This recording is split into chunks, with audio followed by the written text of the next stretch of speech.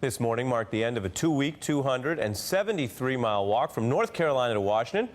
It wasn't Forrest Gump, and it wasn't a grassroots activist. This trip was made by a politician, and a Republican one, as it happens. Belhaven Mayor Adam O'Neill reached the Capitol. He began his march after a local North Carolina hospital closed on July 1st, a result of some corporate interests and the GOP-controlled legislature's refusal to expand Medicaid under the ACA. But the problems facing rural hospitals extend far beyond North Carolina.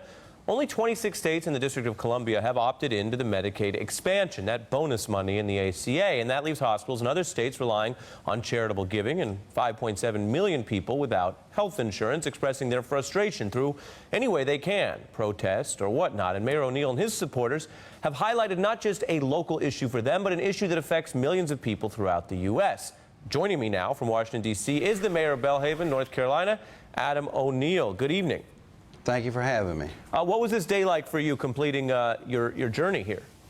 It was quite exhilarating when we took the last steps and knew we didn't have to walk 20 miles tomorrow. That was a great thing to experience. And you met Reverend Barber there on the steps of the Lincoln Memorial, and he's been our guest before, and Lawrence has reported on the effort you guys have made. What's your working relationship like now? Well, we've worked very well from the beginning.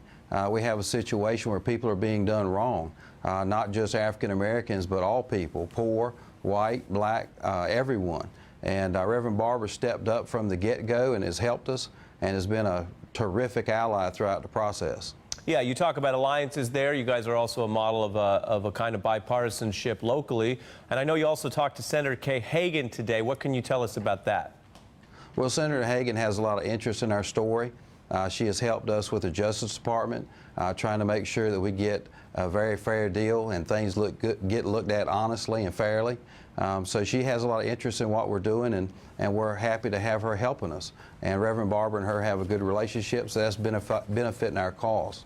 And meanwhile, the North Carolina State Senate just last week passed a bill. I want to put this up. They changed Medicaid, and it says in the New York Times about this, hoping to contain Medicaid costs, the Senate on Thursday passed a bill that would turn North Carolina's management of the program over to commercial managed care companies. What does that mean, and what do you think of that? Well, in North Carolina, there's got to be something done. For example, the expansion of Medicaid. If the legislature is not going to accept the expansion of Medicaid, they've got to come up with some other ideas.